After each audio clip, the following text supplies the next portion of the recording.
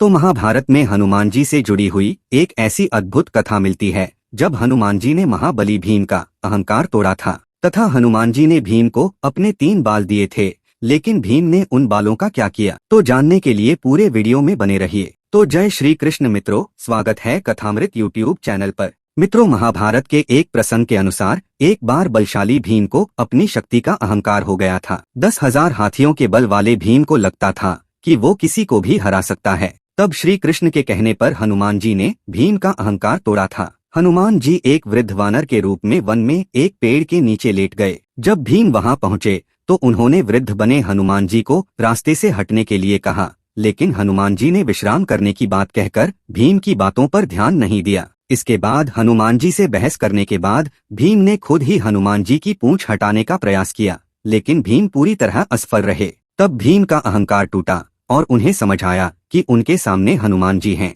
इस घटना से ही एक और कथा जुड़ी है, जब हनुमान जी ने प्रसन्न होकर भीम को अपने शरीर के 3 बाल दिए थे। एक कथा के अनुसार हनुमान जी ने भीम पर प्रसन्न होकर उन्हें अपने 3 बाल तोड़कर दिए थे और कहा था कि जब घोर संकट आए तब इनका उपयोग करना। भीम ने यह 3 बाल अपने पास सुरक्षित रख लिए, लेकिन उन्होंने संकट काल में इन बालों का उपयोग किया या नहीं, तो आखिर कब उपयोग किया? मित्रों, भीम ने हनुमान जी के 3 बालों को अपने पास सुरक्षित रख लिया। इसके बाद भीम ने हनुमान जी के सामने हाथ जोड़कर कहा कि प्रभु, आपने मुझे ऐसी मूल्यवान भेंट दी है। मैं जानता हूँ कि इस भेंट में कोई रहस्य जरूर जुड़ा है, क्योंकि जिस राम भक्त हनुमान को आज तक कोई पराजित नहीं कर सका या बाल बराबर हानि भी नहीं पहुँचा सका, उन्होंने खुद अपने हाथों से मुझे अपने शरीर के बाल भेंट स्वरूप दिए हैं, तो कृपा करके मुझ जैसे अज्ञानी को इसका रहस्य बताएं। भीम की बात सुनकर हनुमान जी मुस्कुराए और बोले कि विपत्ति के समय यही बाल तुम्हारी रक्षा करेंगे। तो मित्रों, किंवदंतियों के अनुसार एक बार युधिष्ठिर से नारद मुनि ने कहा कि आप सभी भाई धरती लोक में प्रसन्न हैं, लेकिन स्वर्ग लोक में आपके पिता दुखी हैं। जब धर्मराज युधिष्ठिर ने इसका कारण पूछा तो नारद ने कहा कि जब आपके पिता पांडु जीवित थे तो उन्होंने राजसू यज्ञ कराने का संकल्प लिया था, लेकिन उससे पहले ही उनकी मृत्यु हो गई, जिस कारण वे अपना संकल्प पूरा नहीं करा पाए। नारद मुनि की बात सुनकर युधिष्ठिर ने अपने पिता की आत्मा की शांति के लिए उपाय पूछा। तब नारद जी ने ऋषि पुरुष मृगा के विषय में बताया। देवर्षि नारद ने कहा कि उन्हें यह राजसू यज्ञ भगवान शिव के परम भक्त ऋषि पुरुष मृगा से ही कराना होगा, लेकिन इसमें सबसे बड़ी चुनौती यह है कि पुरुष मृगा हर समय शिव की भक्ति में लीन रहते हैं और पूरे संसार से कट चुके हैं। उनके पास जब भी कोई जाता है तो वे बहुत तेज भागने लगते हैं, क्योंकि उनके शरीर का ऊपरी हिस्सा मनुष्य का है और नीचे का हिस्सा मृग का है, जिस कारण वे बहुत तेज भागते हैं। तो नारद जी की बात सुनकर बलशाली भीम पुरुष मृगा को पकड़ने के लिए वन में गए, क्योंकि भीम भी पवन पुत्र हैं।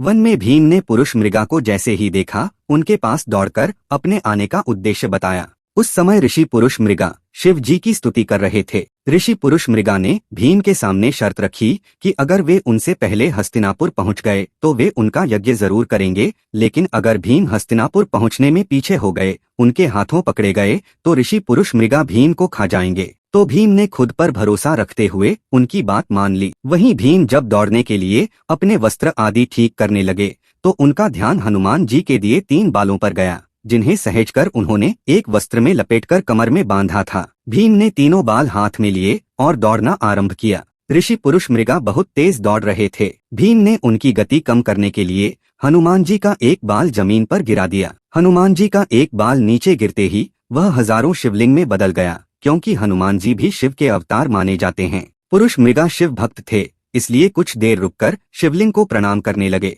इसी तरह एक एक करके भीम ने 3 बाल जमीन पर गिरा दिए, जो शिवलिंग बनते गए। इस तरह हर बार नमन करते हुए ऋषि पुरुष मृगा की गति धीमी हो गई। भीम तेज गति से हस्तिनापुर पहुंच तो गए, लेकिन उनका एक पैर महल के बाहर ही रह गया, जबकि पूरा शरीर महल के अंदर था। जबकि ऋषि पुरुष मृगा भी उनके साथ ही पहुंचे। ऋषि ने कहा कि वे शर्त के अनुसार अब भीम को खा जाएंगे, लेकिन इसका निर्णय सरल नहीं है, क्योंकि भीम का आधा शरीर हस्तिनापुर महल के बाहर है। ऐसे में ऋषि पुरुष मृगा ने श्री कृष्ण और धर्मराज युधिष्ठिर से कहा कि वे ही निर्णय करें कि क्या होना चाहिए। इस पर श्री कृष्ण ने धर्मराज युधिष्ठिर को निर्णय लेने के लिए कहा। युधिष्ठिर ने विनम्रता से हाथ जोड़कर कहा कि हे महान ऋषि, भीम का आधा शरीर महल के अंदर है और आधा बाहर है।